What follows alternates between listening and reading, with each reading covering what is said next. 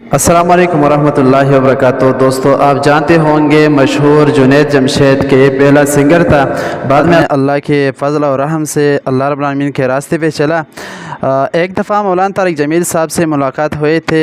آئے ہم سب دیکھ لیں گے کہ مولانا طارق جمیل صاحب اور جنید جمشید کے درمیان میں کیا بات چیت ہو گئی میں تھی۔ ایک جگہ بیٹھا تھا، سامنے ٹی وی چل رہا تھا، آواز نہیں تھی۔ میں نے دیکھا ایک نوجوان ناچ رہا ہے، ڈانس کر رہا ہے ساحل پر، اور اس کے ساتھ 10-12 لڑکیاں وہ بھی ڈانس کر رہی ہیں۔ میں نے دیکھا بہت خوبصورت نوجوان ہے۔ مجھے خیال آیا یہ جو اتنی بڑی گمراہی میں ہے، اس کو ہدایت کیسے ملی، اور کون اسے جا کر اللہ کا پیغام سنائے گا۔ یہ وہیں بیٹھے بیٹھے ایک اس کی خوبصورتی اور جوانی پہ رحم آیا، ایک اس کے پلٹا کھانے کو میں نے بہت مشکل سمجھا۔ خیال آ کے گزر گیا، میں وہاں سے اٹھ گیا۔ کچھ دن اس کا نقش میرے دل دماغ پر رہا، پھر محو ہو گیا، مٹ گیا۔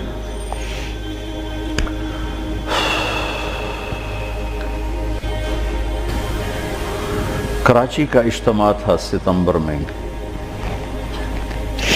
تو انہوں نے میرے لیے ایک چھوٹا سا خیمہ بنایا ہوا تھا کراچی والوں نے، تو میں وہ خیمے میں بیٹھا ہوا تھا، تو ایک نوجوان میرے پاس آیا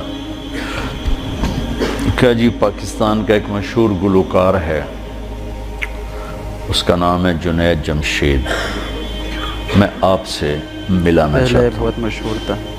میں نے کہا کدھر ہے؟ بعد میں میرے بھی تھا، ساتھ ہے۔ لیکن میں کہا تم کیسے جانتے ہو؟ کہ میرا کلاس فیلو تھا۔ میں نے کہا لے آؤ۔ تو وہ اس کو جب لے کر آیا تو اس نے چہرہ چھپایا ہوا تھا، مجمع کی وجہ سے شاید چہرہ پورا سے چھپایا ہوا۔ میرے سامنے آ کے بیٹھا اور یوں کھولا تو وہ وہی نوجوان جس کو میں نے اسکرین پر ناچتے دیکھا تھا۔ میں نے کہا آپ کا نام؟ کہا جی جنید جمشید۔ میں نے کہا کیا کرتے ہو؟ کہا میرا موسیقی سے تعلق ہے۔ میں نے کہا گاتے ہو یا بجاتے ہو؟ کہا جی میں گاتا ہوں۔ کہ یہ جو دل دل پاکستان ہے یہ میں نے گایا ہے۔ اچھا اچھا اچھا، وہ تو بہت مشہور ملی نغمہ ہے۔ کہاں جی وہ میں نے گایا ہے۔ اچھا، اس کے بعد میری اس سے کیا بات ہوئی، اب 20 برس ہونے کو ہیں، یاد نہیں، تاثر یاد ہے کہ اس نے آگے کیا جواب دیا۔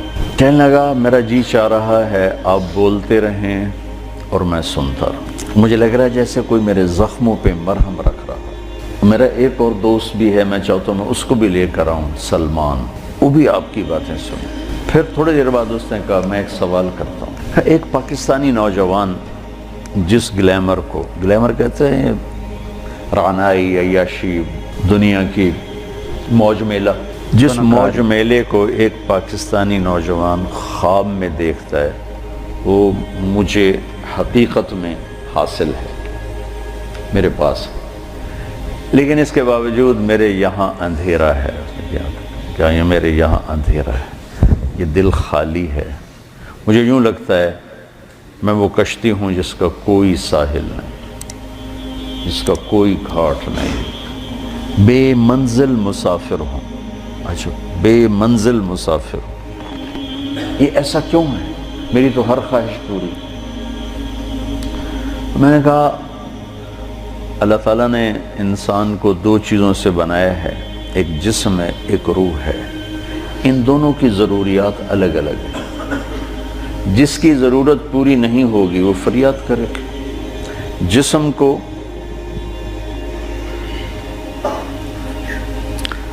روٹی چاہیے، پانی چاہیے، ضروریات زندگی چاہیے، ان میں سے جو چیز بھی اس کو نہیں ملے گی وہ فریاد کرے۔ روح نہ عورت کو جانتی ہے، نہ روٹی کو جانتی ہے، نہ پانی کو جانتی ہے، نہ موسیقی کو جانتی ہے۔ روح ایک اللہ کا امر ہے جو صرف اللہ کو جانتا ہے، اسے اللہ چاہیے، اسے اللہ کا رسول چاہیے۔ تو جسم کو روٹی نہ ملے تو وہ پریشان ہوتا ہے، روح کو جب اللہ اس کا رسول کا تعلق نہیں ملتا تو وہ پریشان ہوتی ہے، پھر وہ پریشانی ویرانی بن کر جسم پہ طاری ہوتی ہے۔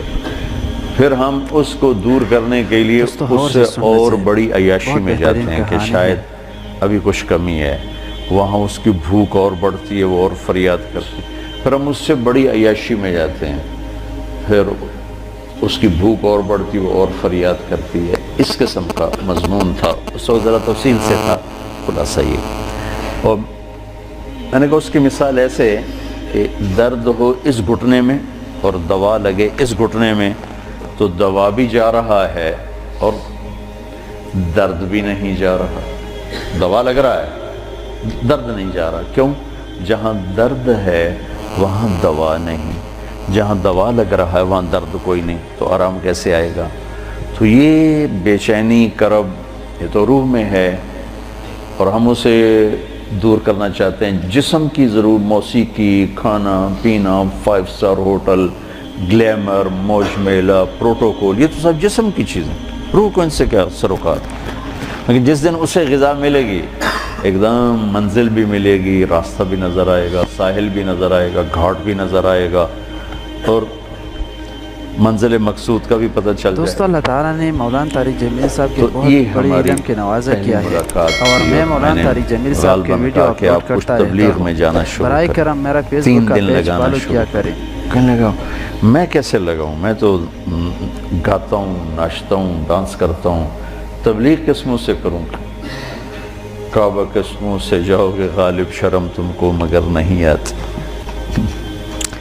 میں نے کہا یہ تو دوا ہے، تو پہلے دن دوا کھانے سے آرام آتا ہے؟ مسلسل دوا کھاتے کھاتے کھاتے بیماری دبنا شروع ہوتی ہے اور اللہ تعالیٰ اسے ٹھیک کر دیتا ہے۔ یہ دوا ہے، تم شروع کرو، اس کو سوچو مت کہ میں ناچ رہا ہوں، گا رہا ہوں، چل ٹھیک۔ کوئی قبولیت کی گھڑی تھی اس نوجوان کی، اس نے 3 دن شروع کر دیا۔ یہ جمشید اس کا کلاس فیلو تھا، یہ اس کو سب سے پہلے سلام دعا، یہ تبلیغ میں لگا، پھر اس کو اپنے اس کا خیال آیا، اس کو ملنا شروع کیا، پھر ایک جگہ پر آ کر وہ رک گیا، آگے نہیں لے جا پا رہا، تو اللہ نے اس میں مجھے ذریعہ بنایا، مجھے ڈالا۔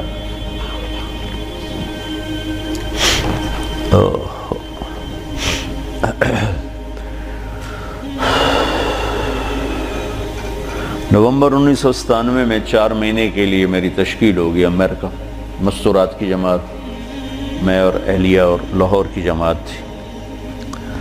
میں لاس اینجلس میں تھا، تو میں نے اسے فون کیا، تو اس زمانے میں یہ CLI پر نمبر نہیں آتا تھا، تو اور یہ اتنے موبائل فون یہاں اتنے تھے بھی نہیں، دوسرے فون تھے، تو میں نے اس کا فون نمبر لے لیا تھا، تو میں نے اسے لاس اینجلس سے فون کیا۔ کہنے لگا آپ کہاں سے بول رہے ہیں؟ میں نے کہا میں امریکہ میں ہوں، لاس اینجلس میں۔ کہنے لگا نہیں، میں نے کہا وہیں سے ہوں۔ کہا قسم اٹھائیں، قسم اٹھائیں۔ میں نے کہا چھوٹی سی بات پہ کیسے قسم اٹھاؤں؟ کہا نہیں یہ بہت بڑی بات ہے۔ میں نے کہا کیوں؟ اب میں ساری دنیا پھرتا ہوں، کبھی اپنی بیوی کو فون نہیں کیا، اب مجھے فون کیسے کر رہے ہیں؟ میں نے کہا یار تم سے محبت ہو گئی تھی اس لیے فون کر رہا ہوں، بس اس ایک فون نے نا اس کے دل میں میری محبت ڈالی۔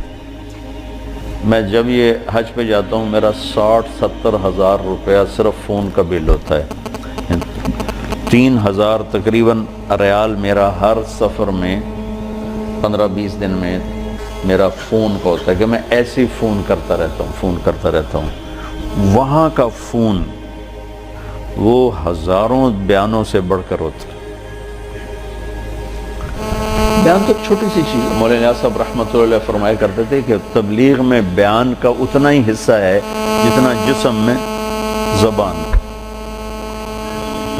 6 فٹ کے جسم میں 5 فٹ 10 انچ 8 انچ کے جسم میں 2 انچ کی زبان ہے، کہ اتنا ہی تبلیغ میں زبان کا حصہ ہے، بول کا، بیان کا۔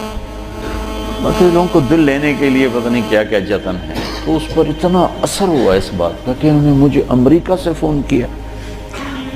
تو پھر میں اسے پورے سفر میں فون ملاتا رہا، اب یہاں ہوں، اب یہاں ہوں، اب کیا حال ہے، اب کیا حال ہے۔ تو اللہ نے اس کے دل میں میری محبت ڈال دی۔ پھر وہ چلے کے لیے نکلا، پہلے اس نے چلے لگایا، 3 چلے نے چلے لگایا، رائمنڈ آیا ملا، میں نے بڑا پروٹوکول دیا، بہت پیار محبت ہنسا کھیلا. تو کرتے کرتے کرتے کرتے اس نے 3 چلے کے لیے نکل پڑا. یہ غالباً 2001 یا 2 اس کا مجھے پورا یاد نہیں ہے. تو اس وقت یہ 3 چلے کے لیے نکلا.